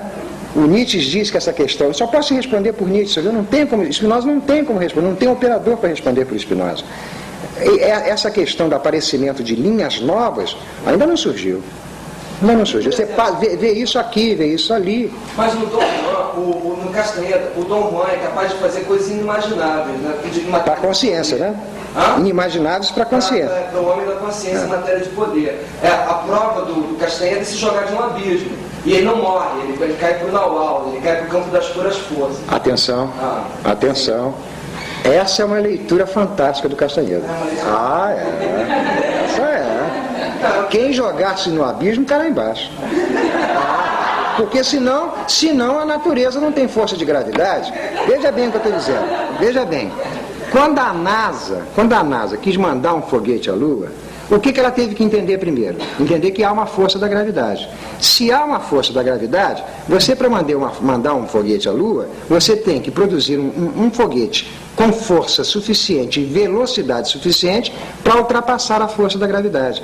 O que a NASA fez? Em vez de tornar a natureza um mestre, em vez de se subordinar à natureza, se associou com ela e entendeu que foi a Lua. Certo? Se o Castaneda está dizendo para a gente se atirar lá no abismo, ou ele, pelo menos, o Dom Juan se atirar, aí é a leitura que o cinema americano está fazendo do Castaneda, a leitura de consciência. Não é isso. Toda a questão do Castaneda é nos explicar em termos de natureza. Entender a natureza, ou seja, o Naual é a natureza para tomar conta do tonal. O tonal é a consciência.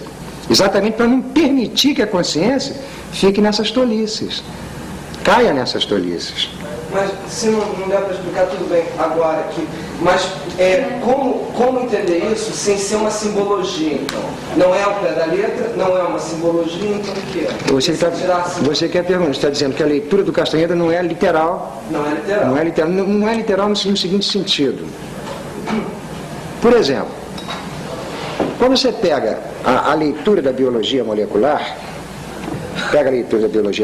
fora dos quadros matemáticos, onde estão passando palavras em português, e lê, por exemplo, a ideia de enzima. Lê a ideia de enzima. Não, eu estou falando de ideia de enzima, porque enzima é uma ideia, né? Ainda que existe no real. Quando a biologia molecular pensa, por exemplo, em enzima, ela em momento nenhum ela se preocupa em dar significação àquele objeto. A questão dela é mostrar como que aquele motor, como que aquela máquina se agencia, como é que aquilo funciona. A leitura do Castaneda é uma leitura em termos semióticas intensas. Não é entender aquilo em campo de significação. O Deleuze, que é um grande leitor do Castaneda, ele não para de dizer isso. Quando você lê o Castaneda, não se preocupe em interpretar, em querer buscar significados ocultos ou mesmo significados literais. Porque o mundo do Castaneda é uma semiótica da intensidade.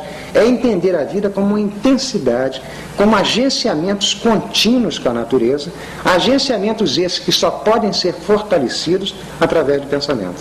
Se você entender o que está se passando. Porque senão você fica submetido ao acaso dos encontros. Que é o que ocorre conosco. Nós, os homens da consciência, somos inteiramente submetidos ao acaso dos encontros. A vida se torna para nós insuportáveis porque nós nunca sabemos as forças que vêm de fora para nos tolher. A obra do Castaneda seria esse investimento do Deleuze, pelo menos ele vai trabalhar aquele texto dele, tem até uma tradução diferenciada em português, eu não me esqueci agora, é o Poder não sei o quê, que é um dos textos principais onde o Dom Juan está trabalhando no Naual, no restaurante com o Castaneda. Os leitores aí devem saber qual é o texto que eu estou falando. Hein? Como? É esse aí, que tem um título em inglês diferente, exatamente. Onde ele vai tentar fazer essa leitura. E aí eu acredito que, em termos vitais, o Dom Juan é um spinozista. Ô Luiz Carlos, como entender um feiticeiro como Dom Juan? Tem duas linhas para você entender um feiticeiro. Você entende no campo do significado, você lembra para o campo do fantástico, do fanático, da tolice, da consciência, ou pensa o feiticeiro, olha que coisa louca, pensa o feiticeiro como epistêmico. Ele está passando ali um novo modo de vida, uma nova linha. É difícil essa leitura, realmente. Né? Como você colocou muito bem, né? Ou vamos para o literal, qual a interpretação anagógica, qual? Seria essa, uma semiótica das intensidades. Mas nem esse homem, como o Dom Juan, que trabalha na semiótica das intensidades, ele ainda não é uma superação do homem. Olha, eu acho que não. Ele não está no terceiro gênero de conhecimento do Spinoza. O terceiro gênero de conhecimento passa, mas ele não permanece sempre. Porque o terceiro gênero, eu já coloquei, que quando você faz um trabalho na biologia molecular, agora eu vou melhorar o terceiro gênero. Vou dar uma melhorada no terceiro gênero, tá? Por exemplo, vocês pegam o prefácio da obra do Michel Foucault, da História da Sexualidade e o Uso dos Prazeres 2, onde o Foucault coloca que a função da filosofia é a problematização. Ele libera essa categoria, problematização. Ora, problematização, o que é isso, problematização? O que ele está falando em problematização é que o pensamento tem que fazer uma prática de problematizar a si mesmo. A si mesmo. Ou seja, a matéria do pensamento é ele mesmo. Ou seja, o pensamento não é aquele que tem que se submeter a objetos que estão no exterior. O que o pensamento tem que fazer o tempo inteiro é tornar ele matéria de problematização, que eu estou dizendo. É tudo que passar na sua vida tornar-se problematização. Ou seja, tudo é matéria de pensamento. Não importa o que. A música, a arte, o amor, a ternura, seja lá o que for, você problematiza. Você começa a produzir novos tipos de relação. Vou dar um exemplo que meus alunos já conhecem. Um fato, numa leitura que se faz de povos do norte da França, numa determinada época da história, um acontecimento muito bonito, um acontecimento que deveria inclusive ser trabalhado, que determinadas mulheres que vivem, como a maioria delas, nos matrimônios, né, que são casadas, sempre o casamento por acordos familiares, essas mulheres deliberaram valorizar as suas vidas afetivas.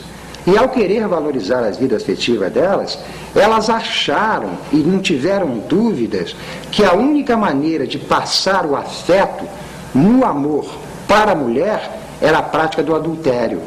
Então elas começaram a fazer prática do adultério não como prática de consciência transgressora.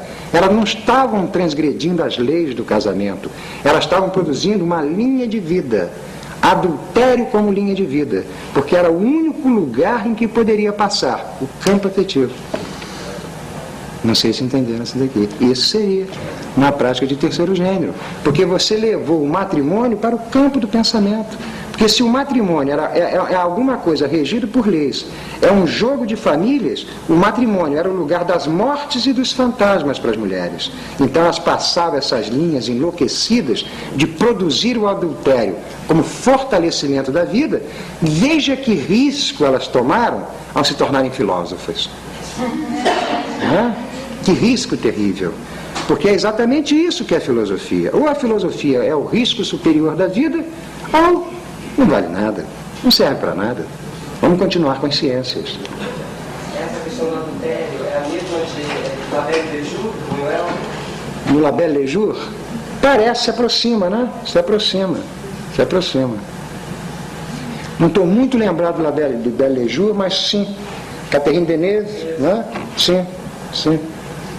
O que eu estou passando do adultério é uma questão que o Spinoza está nos colocando em termos da lei. Porque quando nós pegamos um morfema, né? Uma palavra, lei, essa palavra vem penetrada de significações, certo? Então a palavra lei, ela é toda penetrada de significações religiosas. Moisés, etc., cheio de significações religiosas. Então Spinoza vai fazer alguma coisa muito parecida, não sei se vocês chegaram a ler, a Antígona, né, a tragédia Antígona, onde aparece um debate entre Antígona e Creonte sobre nomos, lei, né, a Creonte falando sobre lei, Antígona falando sobre lei, mas cada um passando uma noção completamente diferente. O que Spinoza está dizendo é que há duas leis. Há uma lei da consciência, uma lei dos signos, a lei fantástica, a lei fanática, e há uma lei da natureza. A lei da natureza é a lei dos afetos. Ou seja, aquele que vive em termos de natureza, a grande questão dele é fazer composições para aumentar a sua força. Então há essa diferença de lei, né? Você, quando pensa em Spinoza, fica muito surpreendido, porque ele está mostrando duas linhas na vida. Uma linha em que você é comandado pelas leis autoritárias, as leis que geram obediência, as leis do poder político e a lei da própria natureza. A primeira, você transgride. A segunda é férrea. A segunda, ou você entende, ou você não ultrapassa. Entendeu? É o caso que eu citei da NASA. Ou você entende as forças da gravidade, ou não tem foguete na Lua. Ou você entende a natureza da vida, ou você vai continuar a sua vida inteira passando seus fantasminhas e produzindo opressões. Então Spinoza, ele leva ao extremo a luta pela liberdade. E é possivelmente por aí que eu me articulo com ele, eu levo isso muito a sério. Nada me bota mais indignado que qualquer prática opressiva. Sobretudo a prática da consciência, né? Me irrita. Me irrita não em termos de lei da consciência, mas em termos de lei da natureza. Para mim, a vida tem que se constituir pelos grandes afetos, pelas grandes composições.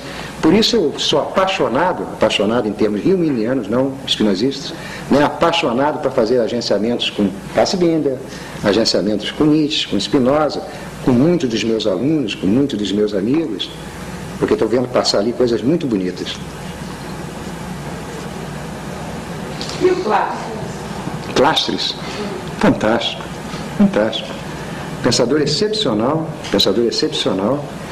que morre, né, que morreu num momento que provavelmente ele ia explodir, porque ele começava a ultrapassar todas as teorias antropológicas da troca, da reciprocidade, da dívida infinita.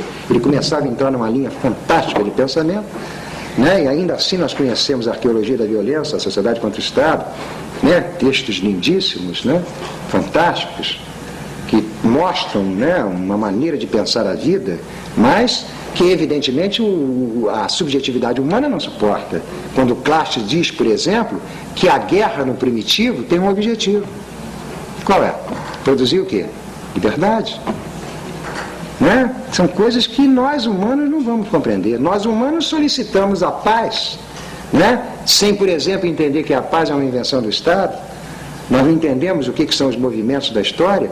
Você só começa a entender esses movimentos da história se você faz esses investimentos fortes.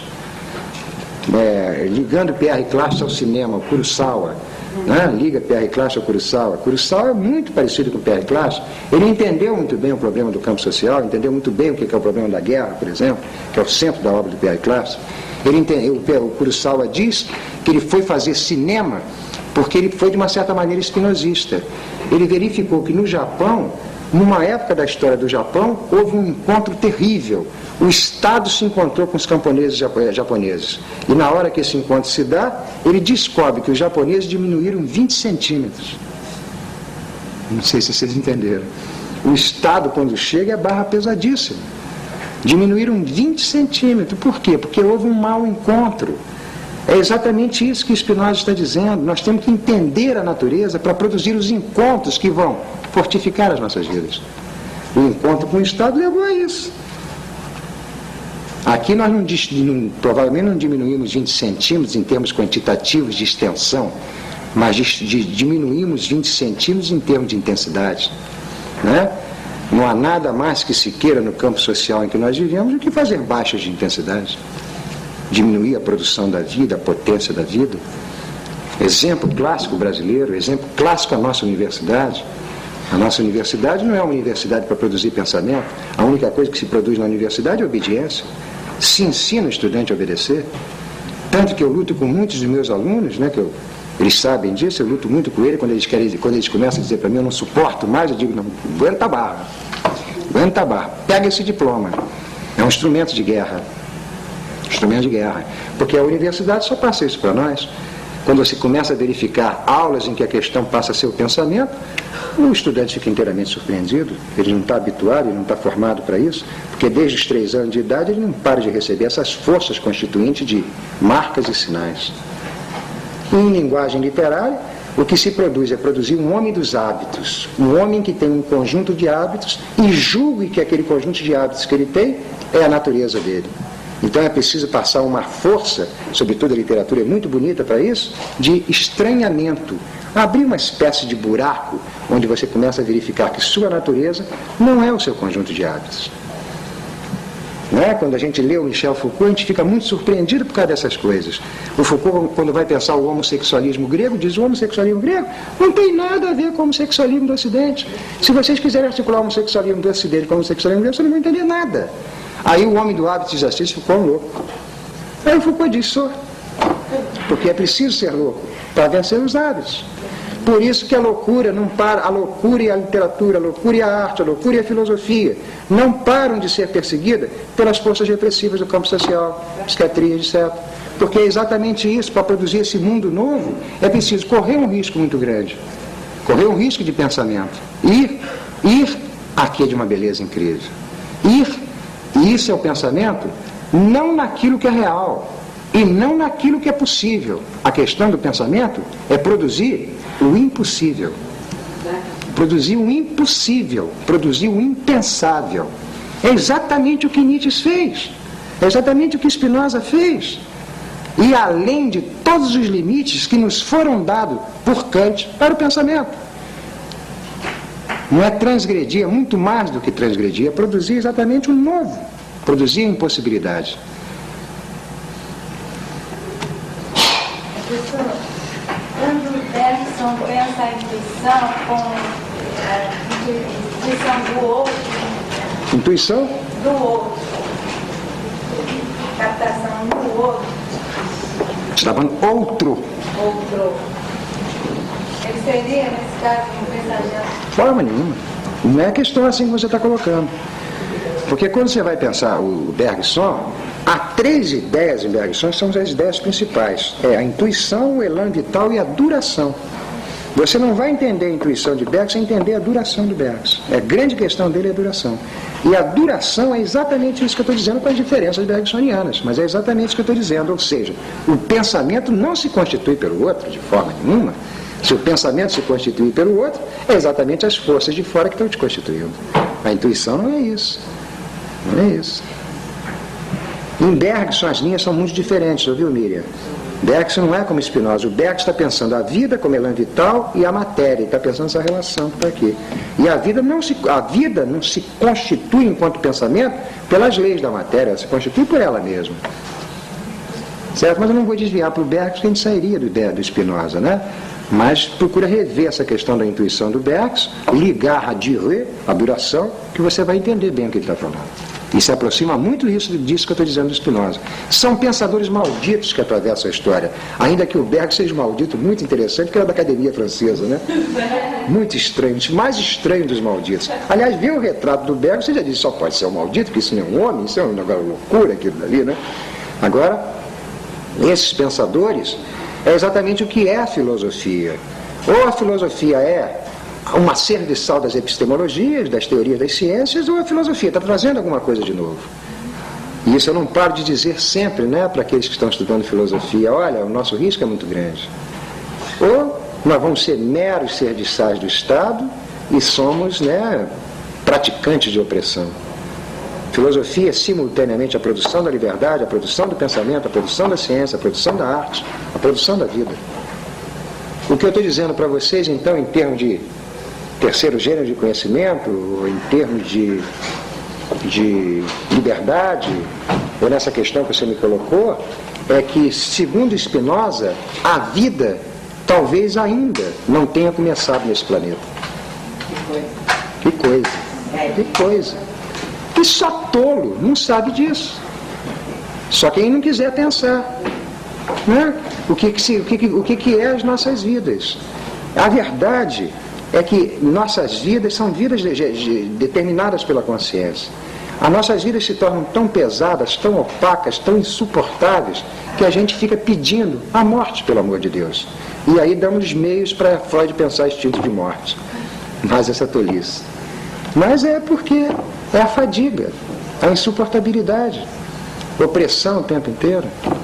É a luta por essa liberdade, que tem que passar por campo epistêmico, campo de arte, campo de luta, permanentemente. Se vocês querem saber se por acaso eu articulo Spinoza com Marx, por exemplo, sim, articulo. Articulo Spinoza com luta de classe. Articulo também.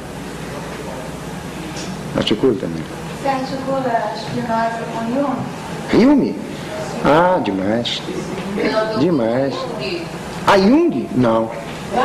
Não, de forma nenhuma. Já te disse isso que não. Eu já coloquei para vocês que a questão do Spinoza é esse terceiro gênero de conhecimento que não pode pressupor um arquétipo. Não pode pressupor isso.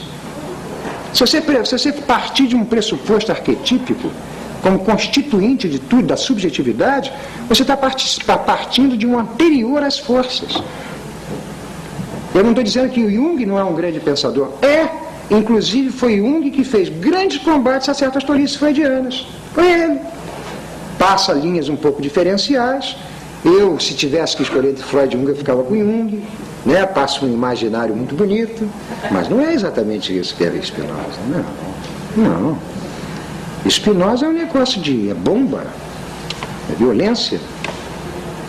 Ou melhor, violência não. Violência é o que nós vivemos, né?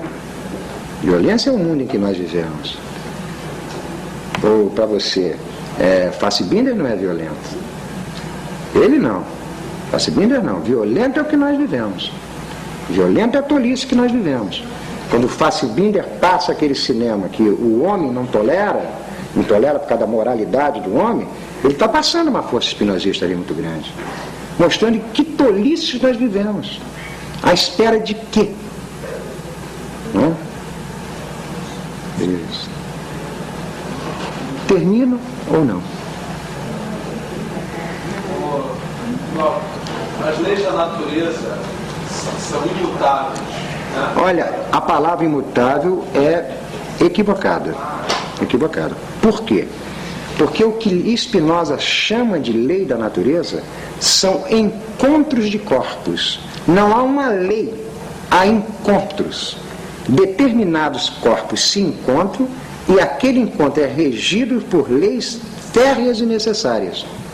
Ou seja, a lei é um efeito de encontro de corpos.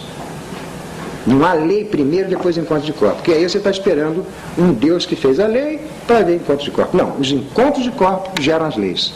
Por exemplo, quando a NASA se encontrou com a gravidade, quando a força do corpo da NASA se encontrou com a força da gravidade, gerou as espaçonaves que vão lá em cima. Por isso que não seria possível existir o impossível. O impossível, o que eu estou chamando de impossível, é uma coisa muito simples. Há um texto do Gabriel Tarde, acho que eu já narrei isso para vocês, um texto do Gabriel Tarde, que Gabriel Tarde é outro espinosista, né? O Gabriel Tarde diz, por exemplo, que os gregos poderiam ter inventado a bússola, porque na Grécia tinha todos os elementos para se produzir uma bússola. Eles não inventaram, não descobriram a América. Certo? O impossível é não ter sido inventado. É isso que eu estou dizendo. Não sei se vocês entenderam. Isso é o que se chama argumento dominador dos megáricos. Eu acho que eu já passei isso em aula. Só é impossível o que não foi inventado. Porque a teoria da invenção se opõe à teoria da descoberta. Descoberta é um desvelamento, você descobre o que está escondido. A ciência faz isso. A invenção é uma produção. Ou seja, se algo não foi descoberto hoje, vai ser descoberto amanhã. Se algo não foi inventado hoje, não vai ser nunca. Porque hoje é que os elementos estavam reunidos para serem conjugados. A invenção é uma potência, um poder da vida. Então há uma diferença entre a noção de lei que você colocou. A lei não é uma escrita, não é uma escrita prévia à relação dos corpos, embora nós pensemos assim a partir da invenção do Estado. Não é? Mas a escrita não inventa a lei. A escrita é um mero efeito, são meras marcas. O que tem são relações de forças na natureza. Então toda a natureza se explica por essas relações de forças.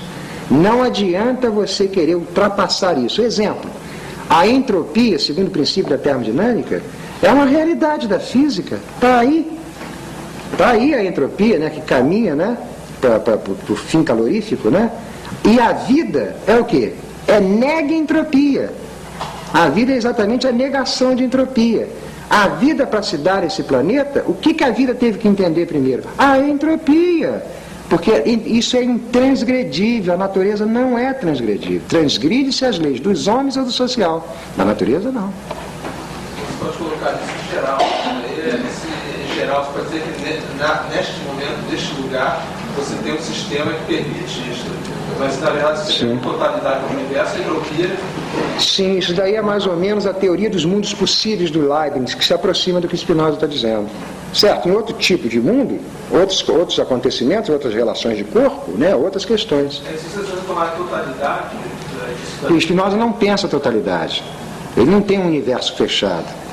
Ele não tendo essa totalidade, não tendo esse universo fechado, ou a noção de totalidade de Spinoza é um pouco diferente, é melhor dizer assim, o mundo que ele pensa é completamente diferente. É um universo aberto, a maneira de obra aberta de Humberto Eco. É isso mesmo. Se você pode jogar uma teoria das artes para a física, usa Humberto Eco. É uma teoria de obra aberta. É uma natureza que não para de se construir. Ela nunca esteve pronta, está pronta ou estará pronta. Nunca. A natureza é sempre efetuação. Porque a nossa tendência, né, é acompanhar aristotelicamente, ou as tradições aristotélicas, é pensar que a natureza se encaminha para um fim. Vai se realizar num fim. Ou de uma maneira platônica, ela nas origens era perfeita e se degrada. Ela não teve origem e ela não tem fim. Ela é autoprodução eterna. Nunca vai se consumar. Ou seja, é processo, é devenires. Haveria uma ligação entre Deus e o terceiro gênero? Deus e terceiro? Sim, claro, claro. A questão do Spinoza, quando fala em religião, ou quando ele fala em amor, ele fala no amor do primeiro gênero, no amor do segundo, no amor do terceiro. fala numa religião do primeiro, do segundo e do terceiro. Por exemplo, a religião do primeiro é a religião do terror, a religião da obediência. Adão, pecador, isso é a religião do primeiro. Ou seja, uma religião do terceiro, ou uma episteme do terceiro gênero, é a partir de Deus. Mas não é o Deus do primeiro gênero, logo não é o Deus da teologia tradicional. Não é o Deus da teologia tradicional. Porque esse Deus do terceiro gênero é o Deus natureza. Você, para fazer uma prática de terceiro gênero, você tem que entender as leis da natureza. Isso que é o terceiro gênero para ele. Você não precisa rezar para ele. Porque quem reza é o homem do primeiro gênero, que obedece a Deus, busca graças de Deus. Ou seja, no terceiro gênero é entendimento da natureza. Não sei se foi claro, viu? Então, sim, sem Deus não há terceiro gênero. É um momento muito difícil para te explicar tecnicamente isso daqui, seria uma teoria da essência, da existência, é impossível tecnicamente eu te explicar numa aula só, mas o que Spinoza está dizendo é que sim, associação com Deus para passar uma vida superior. Porque Deus é a natureza para ele. É muito parecida aqui uma associação que o Spinoza faz com aquele menino do século XVI, o alquimista do século XVI, o Paracelso. O Paracelso, quando pensa a natureza, ele não para de dizer isso. A natureza nunca será minha mestre. A natureza é aquilo que eu tenho que me associar com ela. É associação de potência. Aí sim, Spinoza pensa a mesma coisa. É associações, composições, conjugações. É assim que você vai passar a sua vida. E é por essas conjugações que o pensamento pode aparecer. Então o homem ainda não está preparado para passar por esse jeito. O Spinoza não diz isso não, viu? Não. Isso é questão já de alguém mais barra pesada, que é o Nietzsche, né? O Spinoza diz que esse terceiro gênero, que ele chama de estado de beatitude, estado de alegria perfeita, porque há uma alegria de primeiro, uma alegria de segundo, uma alegria de terceiro. Ele diz que há uma alegria de terceiro gênero, que é a beatitude, que é a associação com Deus. Então ele está preparado. Ele entrou. No início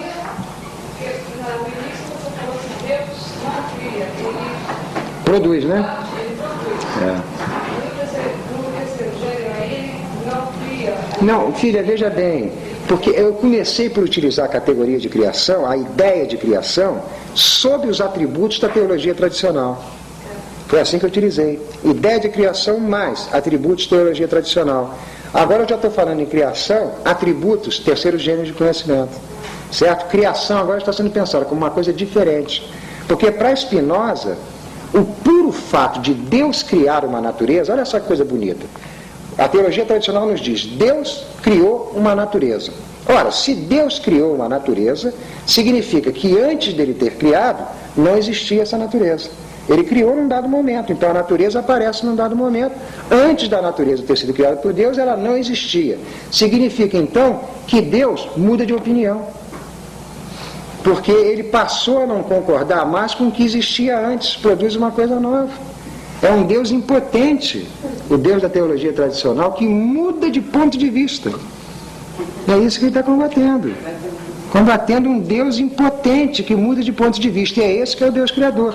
A categoria de criação que nós temos é muito ligada à teologia tradicional. Não é à toa que nós somos feitos da imagem dele.